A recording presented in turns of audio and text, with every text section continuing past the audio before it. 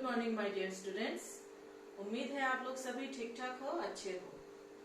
सबसे पहले तो आप सभी को मेरे तरफ से ईद की ढेर सारी मुबारक।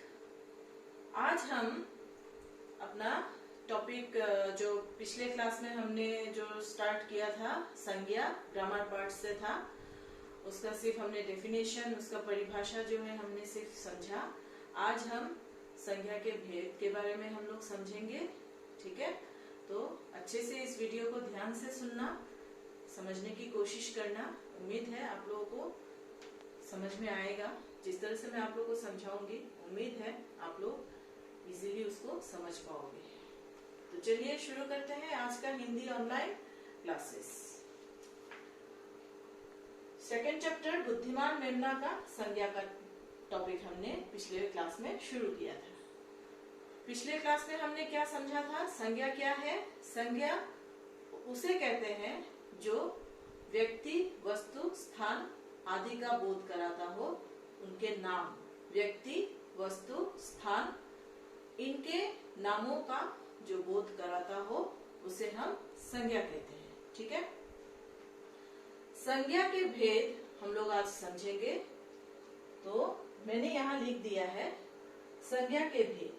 ठीक है, तो यहाँ क्या लिखा? संज्ञा के भेद कितने हैं? संज्ञा के 3 भेद है। कितने हैं यहाँ पे? संज्ञा के 3 भेद है। एक व्यक्तिवाचक संज्ञा, दूसरा जातिवाचक संज्ञा, तीसरा भाववाचक संज्ञा। ठीक है, संज्ञा के 3 भेद है। पहला व्यक्तिवाचक संज्ञा, दूसरा जातिवाचक संज्ञा, तीसरा भाववाचक संज्ञा। पिछले क्लास में भी हमने थोड़ा थोड़ा जातिवाचक, भाववाचक, व्यक्तिवाचक थोड़ा थोड़ा हम लोगों ने समझा था।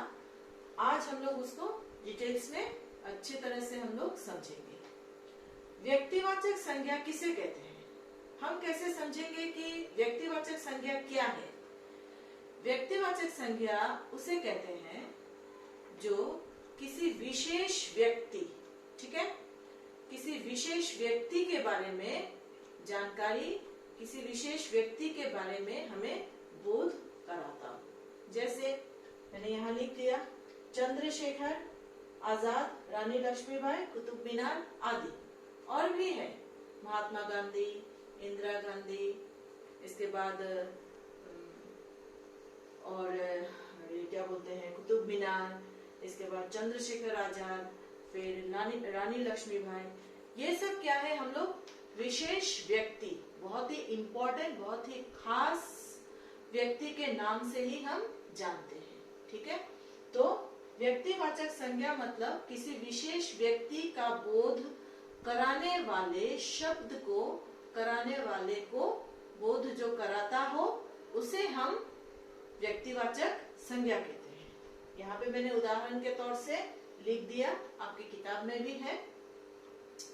इसके बाद जातिवाचक संज्ञा। ठीक है, जातिवाचक संज्ञा वो संज्ञा, जातिवाचक संज्ञा किसे कहते हैं? वो संज्ञा जो हमें किसी जाति का बोध कराता हो, हमें किसी जाति का बोध कराता हो। जैसे शेर, सेब, पेड़, माँ, बेटा आदि।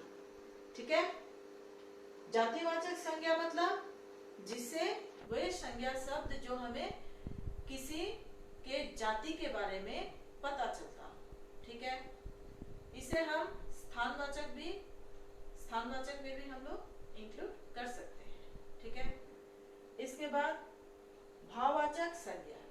तो जातिवाचक संज्ञा को हम स्थानवाचक भी कह सकते हैं। जैसे विद्यालय, मैंने बोला था स्थानवाचक संज्ञा विद्यालय, पिछले क्लास में समझाया था। विद्यालय, पुस्तकालय, ये सब जहाँ हम लोग पढ़ने जाते हैं। विद्यालय में हम पढ़ने जाते हैं, कक्षा में बहुत सारे बच्चे बैठते हैं, बहुत सारे लड़का लड़की, बहुत सारे बच्चे बैठते हैं। इसके बाद बाजार में हम लोग जाते हैं तो हमें बहुत सारे चीजें देखने को मिलती है।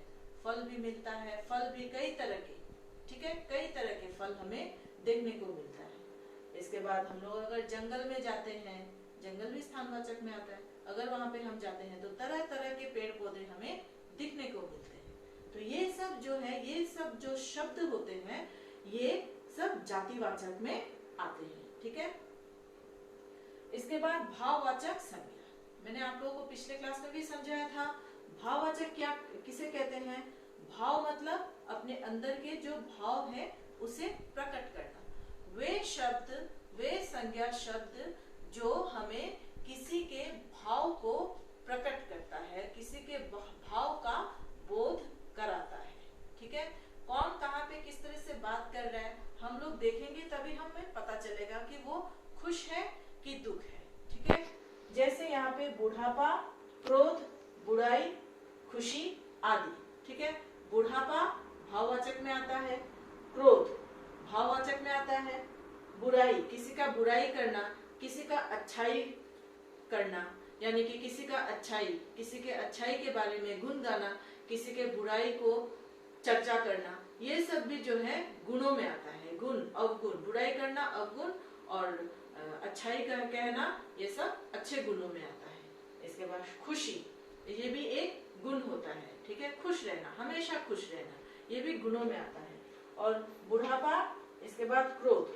ठीक है, ये कभी कभी हम क्रोधित हो जाते हैं, कभी कभी हम ठंडे रहते हैं, ठंडे दिमाग से भी हम काम करते हैं। कभी कभी उसमें हम लोग, हमारे जो स्वभाव है उसमें भी बदलाव आ जाता है। कभी हम ठंडे दिमाग से काम करते हैं तो कभी हम लोग क्रोधित हो जाते हैं।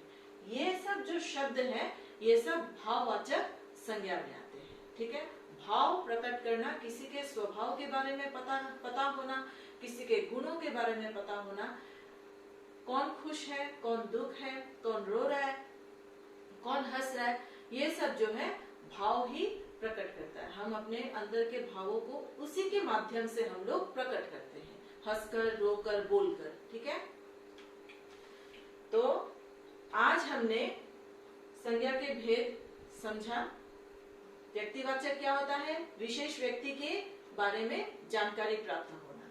जातिवाचक किसे कहते हैं? किसी के जाति, कई सारे, ठीक है, उसके बारे में। जैसे पुस्तकालय में अगर आप लोग जाते हो तो एक ही तरह की किताब आपको देखने को नहीं मिलता, कई तरह की किताब आपको देखने को मिलता है। वहां पे कई भाषा, एक दो भाषा नहीं, कई सारे भाषाओं के किताबें आपको देखने को, पढ़ने को मिलता है। तो ये सब जो है, शेर, सेब, पेड़, माँ, ये सब जो है जाति में आता है, जातिवाचक संज्ञा में आता है। भाववाचक संज्ञा समझ में आ गया, भाव प्रकट करना। ठीक है, हमें किसी के भाव के, किसी का मन के भावों को पता कर पाना, पता चलना, ये सब भाववाचक संज्ञा में आता है। मैंने इसके बारे में कुछ पिक्चर्स मैं दे दूंगी, आप लोग अच्छे से नीट एंड क्लीन हैंडराइटिंग में लिखोगे।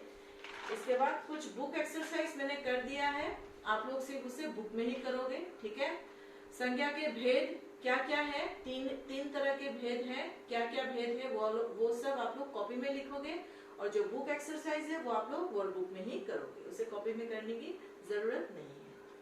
तो हम लोग नेक्स्ट क्लास में संज्ञा का एक अच्छा सा एक्टिविटी करने वाले हैं, आप लोगों को अच्छा लगेगा, उम्मीद है उस एक्टिविटी को आप लोग करके बहुत एंजॉय करोगे। तब तक के लिए अच्छे से रहना, अच्छे से पढ़ना, ध्यान रखना। Take care, thank you.